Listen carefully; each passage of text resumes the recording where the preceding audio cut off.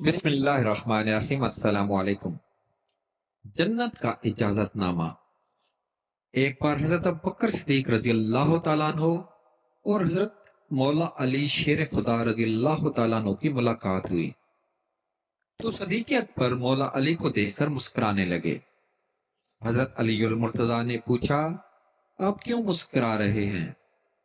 حضرت ابوبکر صدیق رضی اللہ تعالیٰ عنہ نے فرمایا، میں نے رسول اللہ صلی اللہ علیہ وآلہ وسلم کو یہ فرماتے سنا کہ پل صراط سے وہی گزرے گا جس کو علی المرتضیٰ تحریری اجازت نامہ دیں گے۔